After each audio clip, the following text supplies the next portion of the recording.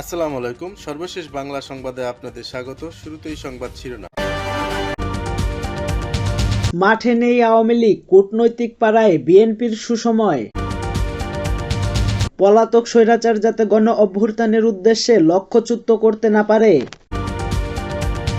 মাঠে নেই আওয়ামী লীগ, কূটনৈতিক পাড়ায় বিএনপির সুসময়।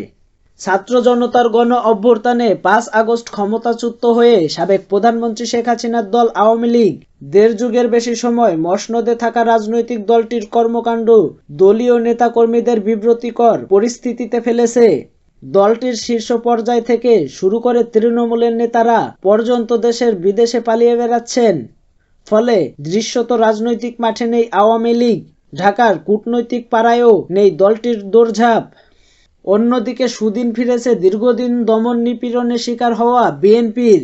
এখন রাজনৈতিক মাঠে দাপিয়ে বেড়াচ্ছেন তারা।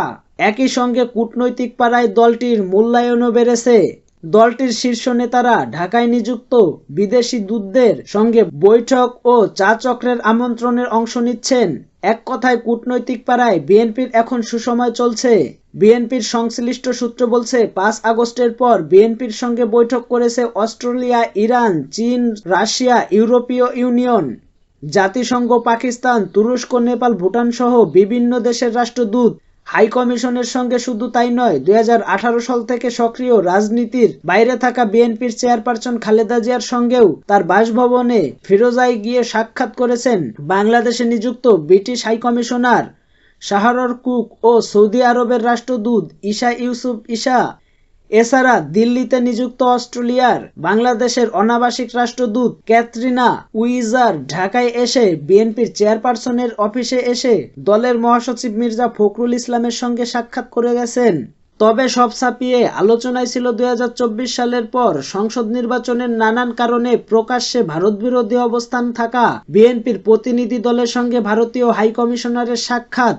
গত 22 সেপ্টেম্বর গুলশানে বিএনপির চেয়ারপারসনের রাজনৈতিক কার্যালয়ে দলের মহাসচিব মির্জা ফখরুল ইসলাম আলমগীরের সঙ্গে সাক্ষাৎ করেন প্রণয় ভার্মা, যা ছিল 2014 সালের পর প্রথম কোনো ভারতীয় কূটনৈতিকের বিএনপির চেয়ারপারসনের রাজনৈতিক কার্যালয়ে আসা।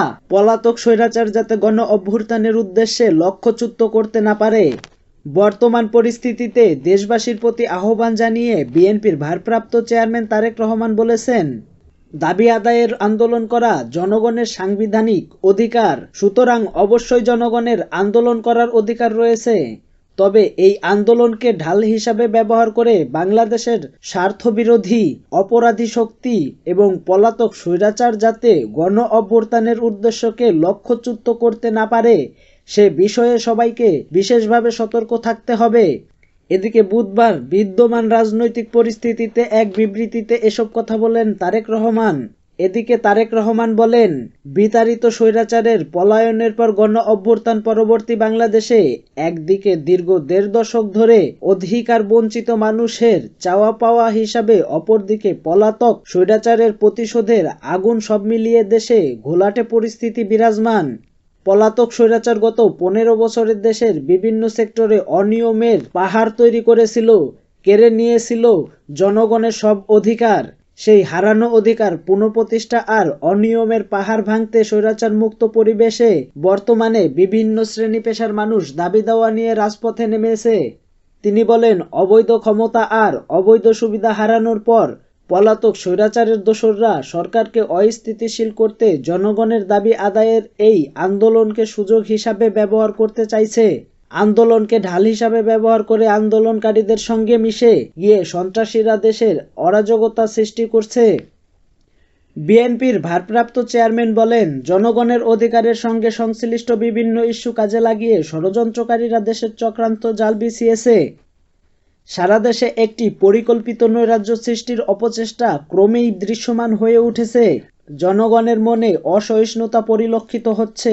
গত কয়েকদিন রাজধানী ঢাকাসহ দেশের বিভিন্ন স্থানে যেসব ঘটনা ঘটেছে, এসব ঘটনাগুলোকে বিচ্ছিন্ন ঘটনা হিসাবে দেখার অবকাশ নেই। সাম্প্রতিক সময়ে রাষ্ট্রীয় অস্থিতিশীলতা বিনষ্টকারীদের তৎপরতা উদ্বেগজনক হয়ে দেখা দিয়েছে। তারেক রহমান বলেন, মাফিয়া সরকারের বিরুদ্ধে রাজপথে জনতার আন্দোলনে যেই শিক্ষার্থীরা সামনের কাতারে থেকে সাহসী ভূমিকা রেখেছিল, হঠাৎ করেই এখন তারা কেন একে অপরের বিরুদ্ধে এতটা প্রতিহিংসাপরায়ণ হয়ে উঠেছিল? জনমনের এই প্রশ্নটি এখন বড় হয়ে দেখা গিয়েছে। ছাত্র জনতার এমন একটি সফল গণ অভ্যুত্থানের পর শিক্ষার্থীরা কেন শিক্ষাঙ্গনে ভাঙচুর চালাবে, কেন আগুন ধরিয়ে দেবে? এসব ঘটনা স্বাভাবিকভাবে দেখার সুযোগ নেই। জনগণের যৌক্তিক আন্দোলন পরিস্থিতির সুযোগ নিয়ে কেউ সাবোটাজ করেছে কিনা আইন শৃঙ্খলা বাহিনীকে এটি নিবিড়ভাবে তদন্ত করতে হবে, পরিস্থিতির ওপর নজরদারি বাড়াতে হবে। তিনি বলেন, বিতাড়িত স্বৈরাচার দেশে সাম্প্রদায়িক পরিস্থিতি তৈরির অপচেষ্টায় লিপ্ত হয়েছে কিনা সরকারকে এ বিষয়ে গভীরভাবে খতিয়ে দেখতে হবে। পাশাপাশি চলমান পরিস্থিতি মোকাবেলায় বাংলাদেশের পক্ষের শক্তিকে ঐক্যবদ্ধ থাকতে হবে। অন্তর্বর্তীকালীন সরকারের প্রতি আহ্বান জানিয়ে তিনি বলেন, শক্ত হাতে পরিস্থিতি নিয়ন্ত্রণ করুন। সরকার পরিচালনায় দক্ষতার পরিচয় দিতে না পারলে জনগণ অসহিষ্ণু হয়ে উঠতে পারে। পলাতক স্বৈরাচারের দোসররা জনগণের অসহিষ্ণু হয়ে ওঠার অপেক্ষায় রয়েছে। আমি বারবার বলেছি, জনগণের নিত্যদিনের দুর্দশা লাঘবে করণীয় নির্ধারণী হোক সরকারের প্রথম এবং প্রধান অধিকার। অন্তর্বর্তীকালীন সরকারকে মনে রাখা দরকার, বর্তমান বাজার পরিস্থিতির কারণে দেশের কোটি কোটি পরিবারকে প্রতিদিন স্বাদ এবং সাধ্যের সঙ্গে আপোস করতে যাচ্ছে। বাজার নিয়ন্ত্রণ করতে না পারলে, প্রয়োজনীয় দ্রব্যমূল্যে জনগণের ক্রয় ক্ষমতার মধ্যে আনতে না পারলে ষড়যন্ত্রকারীরা সরকারকে অস্থিতিশীল করতে এই স্পর্শকাতর ইস্যু ব্যবহার করার সুযোগ নিতে পারে। পলাতক স্বৈরাচারের দোসররা সেই সুযোগ নিয়ে অপেক্ষা করছে। অন্তর্বর্তীকালীন সরকারের প্রতি আহ্বান জানিয়ে তারেক রহমান বলেন, জনগণের রাজনৈতিক এবং অর্থনৈতিক ক্ষমতায়ন নিশ্চিত করতে জরুরি ভিত্তিতে পদক্ষেপ নিন। জনগণকে আস্থায় রাখুন, জনগণের আস্থায় থাকুন। হাজারো ছাত্র জনতার রক্তের ওপর স্বৈরাচার বিরোধী জাতীয় ঐক্য গড়ে উঠেছে। সরকারের কোনো কাজ কিংবা কথা যেন ছাত্র জনতার ঐক্যে ফাটল না ধরে, সেই বিষয়ে সরকারকে বিচক্ষণতার পরিচয় দিতে হবে।